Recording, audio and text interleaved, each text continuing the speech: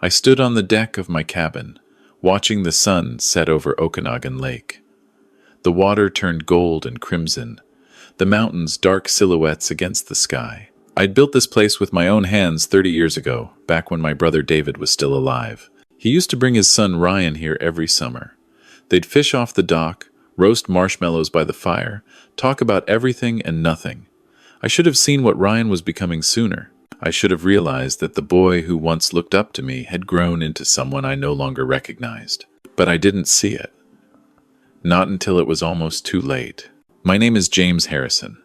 I'm 64 years old, and I spent 35 years as an RCMP officer before I retired. I investigated fraud, embezzlement, white-collar crime. I thought I knew how to spot a con. I was wrong. The hardest person to see clearly is the one you love, like a son. This is the story of how my nephew tried to destroy me, and how I made sure he failed. It started 3 months ago, though I suppose the seeds were planted long before that. David, my younger brother, died 5 years back. Heart attack at 53, sudden and brutal. He left behind his wife, Claire, who'd already passed from cancer 2 years prior, and their only child, Ryan. I'd made a promise to David when he was dying in that hospital bed. "Look after Ryan," he'd whispered, his hand gripping mine. "He's not strong like you, Jamie. He needs guidance." I'd kept that promise. Maybe too well. Ryan was 32 now, married to a woman named Stephanie for 3 years. They lived in Kelowna, about 40 minutes from my cabin. Ryan worked in sales, something involving software, though he'd changed jobs 6 times in the past 4 years. Stephanie was a real estate agent, or at least that's what her business card said. I'd never actually seen her sell a house. I'd helped them financially more times than I could count. $5,000 here for a car repair, $10,000 there when Ryan lost a job, $15,000 for their wedding, which Stephanie insisted had to be at a vineyard. Each time, Ryan promised he'd pay me back. He never did. But he was David's son, and I'd made a promise. The cabin had become my sanctuary after I retired. No mortgage, just property taxes and upkeep. I had my RCMP pension, some savings, and this beautiful piece of British Columbia that I'd poured my heart into. Hand-hewn cedar beams, a stone fireplace I'd built myself, windows that looked out over the lake. It was worth close to $800,000 now, though I'd never sell it. This was where I planned to spend the rest of my days. Ryan and Stephanie had visited in June, right after the schools let out. It had seemed like a normal visit at the time. We'd gone out on my boat, barbecued salmon, sat by the fire. But looking back now, I realized they'd been studying the place. Stephanie had asked a lot of questions. When was it last appraised? Did I have it insured for full value? Had I considered what would happen to it when I was gone? "I'm not planning on going anywhere soon," I'd told her, laughing. She'd smiled, but it hadn't reached her eyes. "Of course not, James, but it's smart to plan ahead. You're what, 64 now? Ryan and I have been talking about our own future, building wealth for the next generation." At the time, I'd thought she was just making conversation. Now I understood she'd been calculating, planning, scheming. The Labor Day weekend visit was Ryan's idea. He'd called me in late August, his voice warm and friendly. "Hey, Uncle James. Steph and I were thinking of coming up for the long weekend. Haven't seen you since summer. We could do some fishing, relax, enjoy the last bit of good weather." "I'd like that," I'd said. And I'd meant it, despite everything, despite the money he owed me, despite the growing feeling that something wasn't quite right. I still loved my nephew. He was all I had left of David. They arrived on the Saturday afternoon, the day before Labor Day. Ryan was driving a new truck, a shiny black Ford F-150 with all the upgrades. It must have cost $60,000, maybe more. My cop instincts kicked in immediately. 3 months ago, he'd asked me for money because his car had died. Now he was driving a brand new truck? "Nice vehicle," I said as they got out. "Business must be going well." "It's a lease," Ryan said quickly. Too quickly. "Through Stephanie's company, tax deductible." Stephanie kissed my cheek, her perfume overwhelming. She was wearing designer sunglasses, carrying a handbag I recognized from the luxury boutiques in Vancouver. Everything about her screamed money, but I knew they didn't have any. Not honestly, anyway. "James, the cabin looks wonderful as always," she said. "You've done some work on the deck?" "Restained it in July," I said. "Keeps the weather damage away." We went inside, and I showed them to the guest room. It had been David's favorite room, with windows overlooking the lake and the mountains. I'd kept it exactly as he liked it. Stephanie wrinkled her nose slightly at the rustic furniture, but said nothing. That first evening seemed normal enough. We barbecued steaks, drank beer, watched the sun go down. Ryan talked about his job, how he was up for a promotion. Stephanie talked about a big real estate development coming to Kelowna. I talked about a fishing tournament I'd entered, how I'd placed third. But I noticed things, small things, the way they kept looking at each other, some kind of silent communication passing between them, the way Stephanie would touch Ryan's arm when he started talking too much, the way they both seemed tense, despite the relaxed setting. Something was coming. I just didn't know what yet. Sunday morning, Labor Day.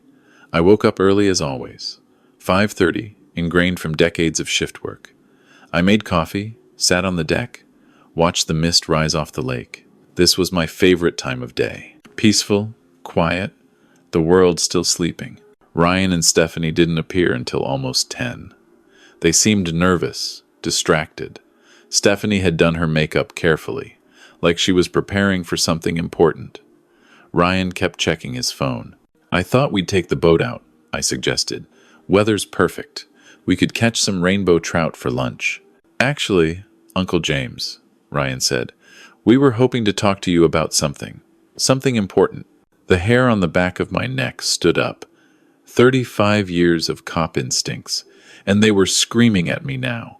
"All right," I said slowly. "Let's talk." We sat in the living room. Stephanie pulled out a folder from her enormous handbag. Inside were documents, printed on expensive paper, organized with tabs.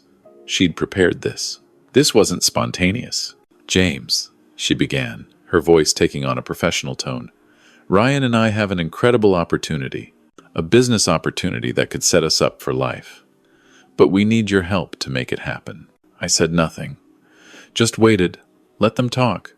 It's what I used to do in interrogations. Ryan leaned forward. "There's a restaurant franchise expanding into the Okanagan. Prime location, right on the waterfront in Kelowna. The franchisee rights alone are worth $2 million, but the projections show we'd make that back in 3 years. After that, it's pure profit." "And you need money," I said flatly. "We need a co-signer," Stephanie corrected. "We've been pre-approved for a $1.5 million business loan, but the bank wants collateral, real estate collateral. If you co-sign the loan using this cabin as security, we can move forward. You wouldn't have to pay anything. The restaurant profits would cover the loan payments." I stared at her, then at Ryan.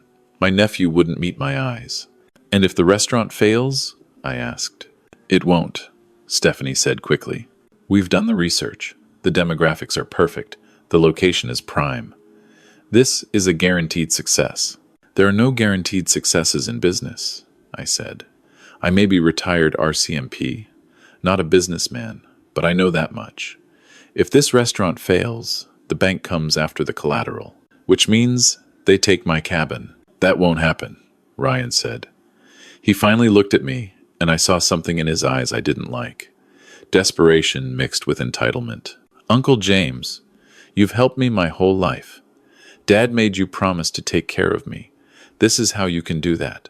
This is my chance to finally make something of myself." The mention of David hit me like a punch, using his father's memory to manipulate me. I felt anger rising in my chest, hot and sharp. "Your father wanted me to guide you," I said carefully, "to help you become a good man, not to risk my home so you can play restaurant owner." Stephanie's expression hardened. "This isn't playing, James. This is a legitimate business opportunity. Ryan and I have worked hard for this. We deserve this chance." "Then use your own collateral," I said. "You have a house in Kelowna." "It's mortgaged," Ryan said. "We don't have enough equity." Of course they didn't, because they'd refinanced it twice to fund their lifestyle, no doubt. "My answer is no," I said firmly. I'm not co-signing any loan. I'm not putting my home at risk. The temperature in the room dropped 10 degrees. Stephanie's face went cold. Ryan's jaw clenched. Uncle James, Ryan said, his voice taking on a whining quality. I'm family. Your nephew. Your brother's son. You owe me this. I owe you guidance and love, I said. I don't owe you my financial security. You're being selfish, Stephanie said sharply. You're sitting here in this huge cabin all by yourself. You don't even need it. You could sell it and live comfortably anywhere. But Ryan needs this opportunity now, while he's young enough to build something. I'm not selling my cabin, I said. And I'm not co-signing your loan. This conversation is over. I stood up. Ryan stood too, blocking my path. Uncle James, please, he said. Just think about it. Sleep on it. We don't need an answer right now. You have your answer, I said. It's no. Stephanie gathered her documents, her movements sharp with anger. We should go, Ryan. No, Ryan said. We're staying the weekend. This isn't over. I think it is, I said quietly. I'd like you both to leave. We drove all the way here, Stephanie protested. We made plans. You can't just kick us out because we asked for help. You didn't ask for help, I said. You tried to pressure me into risking everything I own. There's a difference. Now please, gather your things. Ryan's face flushed red. After everything you've done for me, all that money you gave me, you think you can just cut me off now? That money was gifts, I said, to help you when you needed it. It didn't come with strings attached, and it certainly didn't entitle you to demand more. Entitled? Stephanie laughed, a harsh sound. You want to talk about entitled? You're a retired cop living in $1 million cabin, sitting on property wealth, and you won't help family. That's the definition of entitled. Something ugly was emerging now. Something that had probably been there all along, but hidden beneath smiles and politeness. I'd seen it before in suspects, in criminals. When the mask slipped and you saw what they really were. Leave, I said again. Now. Ryan grabbed my arm. We're not going anywhere until you sign these papers. I looked down at his hand on my arm, then up at his face. Take your hand off me, Ryan. Or what? He sneered. You're 64 years old, Uncle James.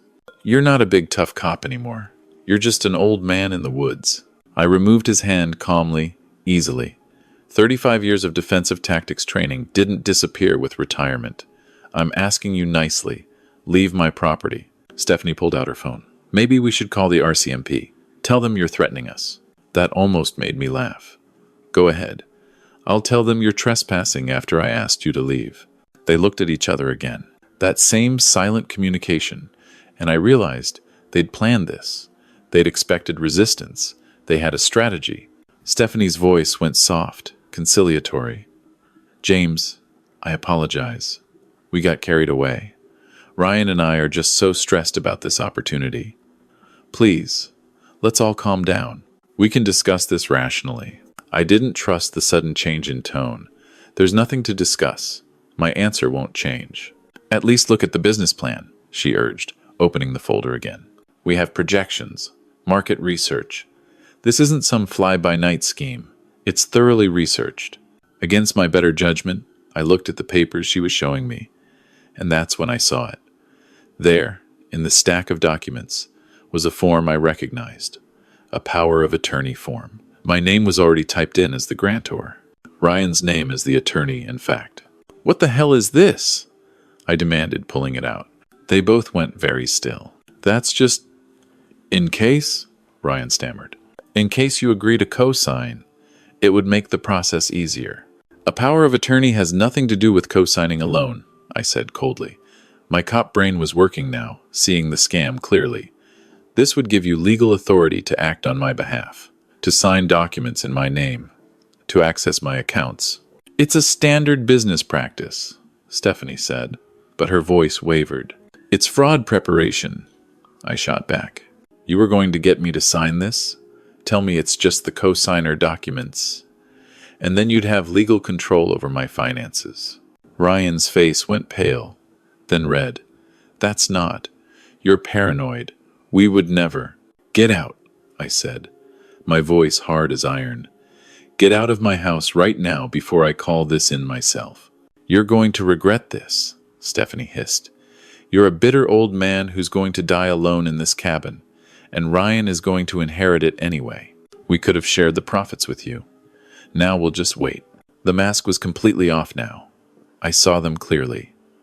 Two grifters who'd been playing a long con, just waiting for me to die so they could cash in. The cabin's not going to Ryan, I said quietly. I've already updated my will.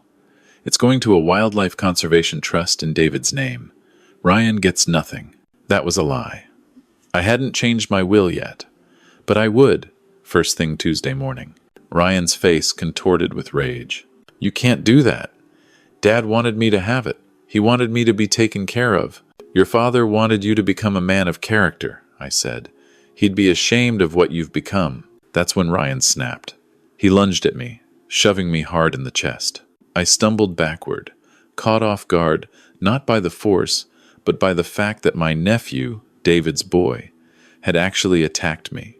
Sign the papers, Ryan shouted, and there was something wild in his eyes now, something desperate. You're going to sign them. Stephanie was pulling more documents from her bag. Not just the power of attorney, a deed transfer, a quitclaim. They'd come prepared for multiple scenarios. Ryan, grab him, Stephanie said, her voice cold and controlled. Hold him. We'll get his signature one way or another. I backed toward the fireplace, where I kept a poker. But Ryan was faster than I expected. He tackled me, and we both went down hard. My head cracked against the stone hearth, and I felt blood immediately, warm and wet. Everything went sharp and clear the way it used to in dangerous situations on the job. Adrenaline, focus, assessment. Ryan was on top of me, his hands around my wrists, trying to pin me down.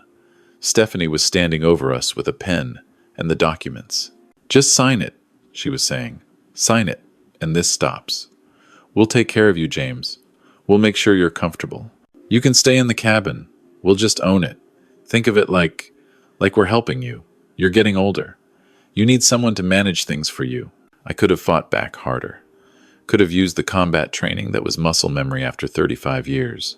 But instead, I went limp, compliant. All right, I gasped. All right, I'll sign. Just let me up. I'm bleeding. Ryan loosened his grip, triumphant. See? You should have just done this from the start, Uncle James. Would have saved everyone trouble? Stephanie handed me the pen. My hand was shaking, not from fear, but from rage I was controlling. I took the pen, looked at the papers. Which one first? I asked. The power of attorney, Stephanie said. Sign there, and there. I put the pen to paper, and then, instead of signing, I pressed the small button on my watch, the one that activated the voice recording app on my phone, sitting in my pocket, the one I'd started using 2 months ago, when I first started suspecting Ryan and Stephanie were up to something. But more than that, I pressed the button on the device hidden in my watch band, the one that sent an emergency alert to my former colleague, Sergeant Mike Chen of the Kelowna RCMP detachment, the one I'd activated 2 hours ago, when I first sensed this conversation was going to go bad. Actually, I said, looking up at them, I'm not signing anything. Ryan's face went purple with fury. He raised his fist, and I saw the decision in his eyes. He was going to hit me. His uncle, his father's brother, the man who'd helped raise him. The fist came down. I turned my head, and it caught me on the cheekbone instead of the nose. Pain exploded across my face. More blood. Sign it, Ryan screamed, hitting me again. Stephanie was pulling at him now. Ryan, stop! You're going to kill him! So what? Ryan shouted back, and I saw it then. He meant it. In his desperation, in his greed, he was willing to kill me. He's old. We'll say he fell. A tragic accident. That's when we all heard it. Sirens. Coming up the long driveway to the cabin. Ryan and Stephanie froze. I smiled through the blood in my mouth. You see, I said quietly, the thing about being RCMP for 35 years is you learn things, like how to document evidence and how to call for backup. Ryan scrambled off me, looking wildly toward the door. Stephanie was gathering the papers, stuffing them back in her bag. You called the cops? Ryan said, disbelieving. On your own family? You're not family anymore, I said, sitting up slowly, my head pounding. Family doesn't try to steal from each other, doesn't assault each other. You're criminals. And I'm a cop. This is what cops do to criminals. The sirens were close now. Through the window, I could see the distinctive markings of RCMP vehicles. Mike had come himself, probably with backup. Stephanie's composure finally cracked. Ryan, we need to go. Out the back. We can say we were never here. There are cameras, I told them. Security system I installed 6 weeks ago, when you started acting weird on our phone calls. There's footage of everything that just happened. It was a bluff. I had installed cameras, but they were still in the box in my workshop. I hadn't gotten around to setting them up yet, but they didn't know that. Ryan looked at me with such hatred that I barely recognized him. You set us up? You set yourselves up, I corrected. I just made sure there was evidence when you did. The pounding on the door was loud, authoritative. RCMP, open up. I stood, wobbled slightly, touched my bleeding head. Coming, I called. Ryan made a last desperate grab for the documents in Stephanie's bag. I stepped between them and the door. Move, he snarled. No. He shoved me again, and I let myself fall backward, making sure I hit the coffee table on the way down. More evidence, more injuries. I'd spent 35 years building cases. I knew how this worked. The door burst open. Mike Chen came in first, 2 other officers behind him. They took in the scene immediately, me on the floor, bleeding from my head and face. Ryan standing over me, fists clenched. Stephanie, with a bag full of documents. James! Mike rushed to my side. Medical's 2 minutes out. What happened? Assault, I said clearly. Attempted fraud. They tried to force me to sign power of attorney documents. When I refused, my nephew attacked me. That's a lie, Stephanie shrieked. He fell. He's old. He got confused. He fell. But Mike was already looking at Ryan's hands. The bloody knuckles. The guilty expression. Sir, Mike said to Ryan, his voice hard and professional. I need you to step back from Mr. Harrison. This is my uncle, Ryan protested. This is family business. This is assault, Mike said. And when family assaults family, it stops being private. Step back. Now.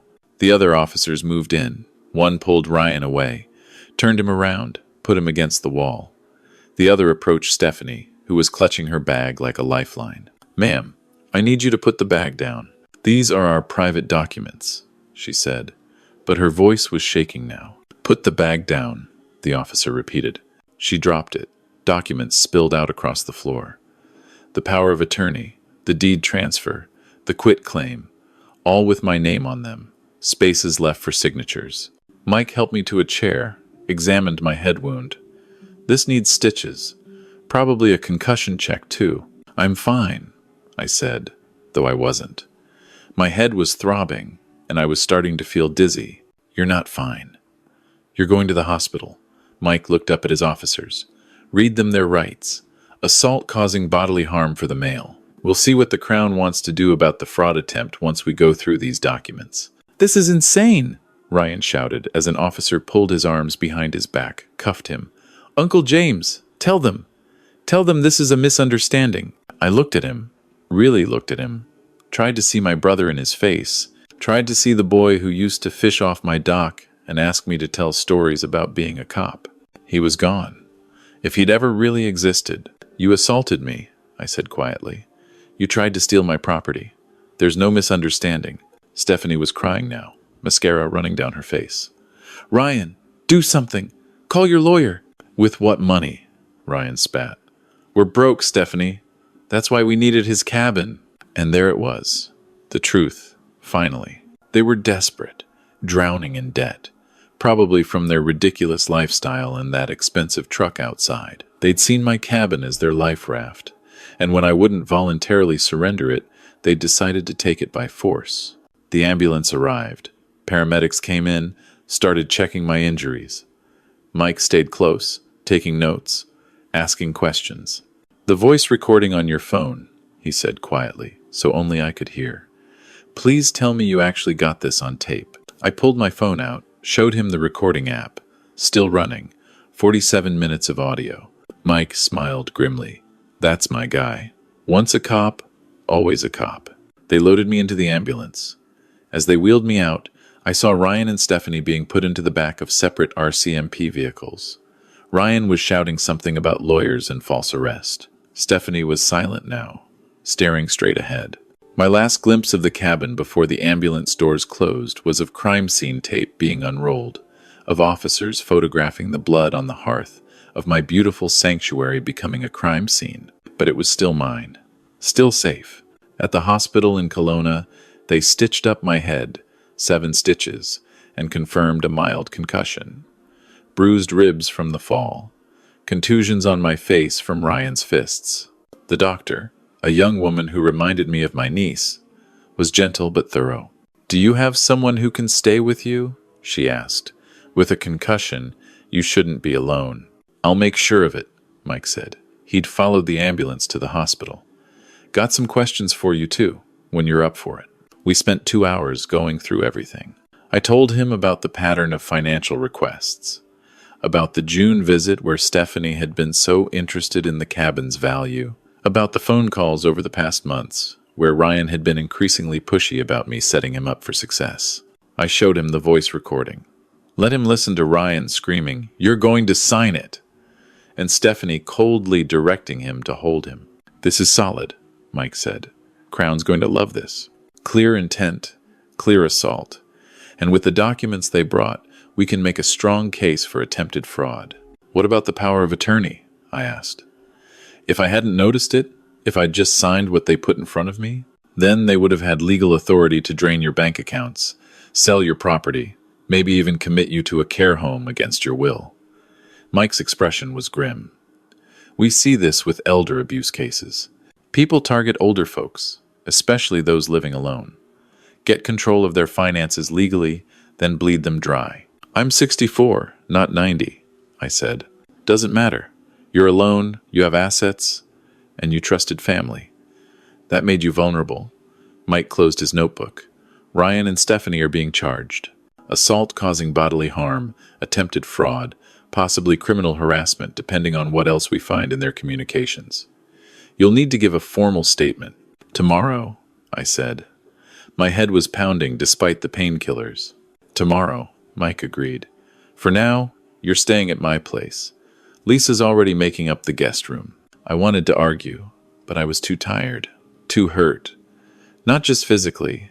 Mike drove me back to the cabin briefly so I could pack a bag. The crime scene tape was still up, but the officers were gone. The blood on the hearth was just a dark stain now. I stood in my living room, looking around at the place David and I had built together.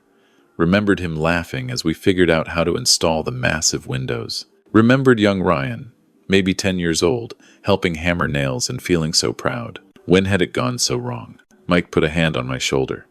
"Not your fault, James. I should have seen it earlier." "You saw it when you needed to. That's what matters. Come on, Lisa's making dinner." I stayed with Mike and his wife for 3 days. Let them fuss over me, feed me, make sure I wasn't alone.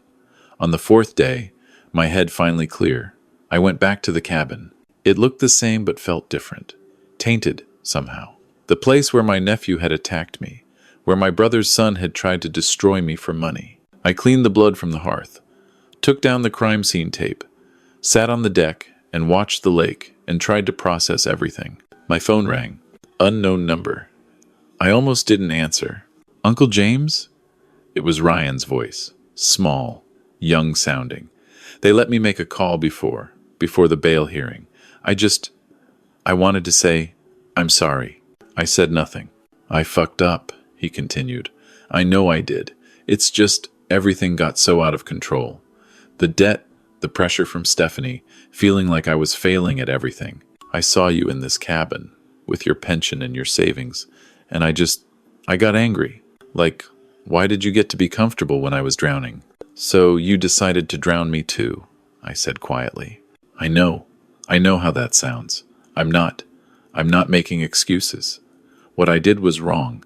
Hitting you, that was. God, Uncle James, I can't believe I hit you. I can't believe I did that. But you did." "I did." His voice broke. And I know you can't forgive me.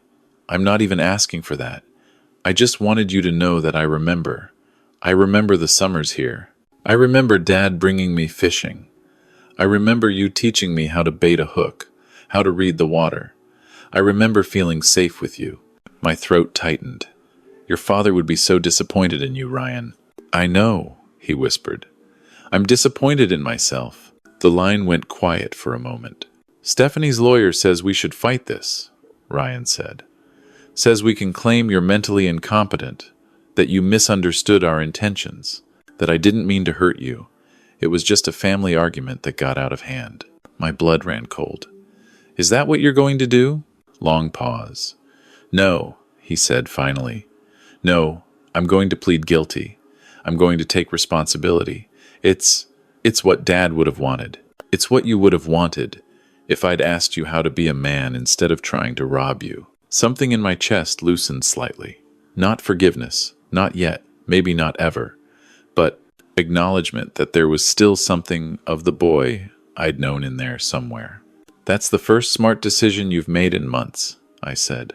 Will you? He hesitated. Will you come to the sentencing? I mean, I know you have to, as the victim, but will you? I don't know. Be there. Not just legally, but as my uncle. I don't know, Ryan, I said honestly. I don't know if I can. Okay, he said softly. I understand. I love you, Uncle James. I know I have a hell of a way of showing it, but I do. And I'm sorry. I'm so sorry. The call ended. I sat with the phone in my hand, watching the sun set over the lake, and cried for David, for the nephew I'd lost, for the trust that had been shattered, for everything. The legal process took months. Ryan pleaded guilty to assault, causing bodily harm. Stephanie fought the fraud charges initially, but her lawyer eventually convinced her to accept a plea deal. They both got suspended sentences with probation and community service, largely because I didn't push for jail time, and because Ryan's genuine remorse impressed the judge. Part of the sentencing was a no-contact order. Neither of them could call, text, email, or approach me. For 2 years, minimum, they were legally barred from my life. I changed my will. The cabin goes to the Conservation Trust in David's name. My savings are divided between various charities. Ryan gets nothing, not out of spite, but because I realized David's deathbed request had been fulfilled. I'd looked after Ryan. I'd helped him when he needed it, but I couldn't save him from himself. That had to be his own work now. I still live in the cabin, still watch the sunsets, still fish from the dock, but I also installed a proper security system, cameras that actually work, a panic button connected directly to RCMP dispatch. Mike checks in on me weekly. I'm more careful now about who I trust, more aware of the signs of manipulation, more willing to say no, even to family. 6 months after the sentencing, I got a letter from Ryan. The no-contact order allowed written correspondence if I didn't object. The letter was simple. Uncle James, I'm in therapy. Court mandated at first, but I'm continuing on my own. Stephanie and I are divorcing. I'm living in a 1-bedroom apartment, working 2 jobs to pay off our debts. It's hard.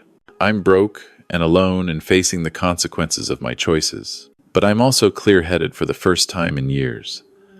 I'm seeing how I was living beyond my means, trying to keep up appearances, blaming everyone else for my failures. I'm seeing how I used Dad's death as an excuse to never grow up. I'm seeing how I became exactly what he wouldn't have wanted. I don't expect forgiveness. I don't expect you to ever look at me the same way. I just wanted you to know that I'm trying. Every day, I'm trying to become the man Dad wanted me to be. The man you tried to teach me to be. Maybe someday, after the no-contact order expires, we can talk. Maybe you'll let me show you that I've changed.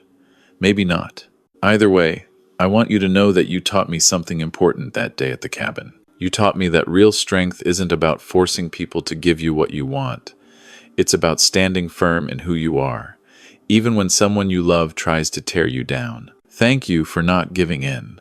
Thank you for protecting yourself.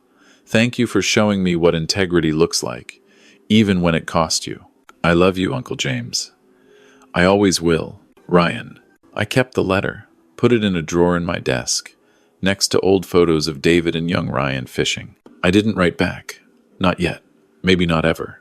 But I kept the letter. Now, as I stand on my deck and watch another sunset over Okanagan Lake, I think about the structures we build in life.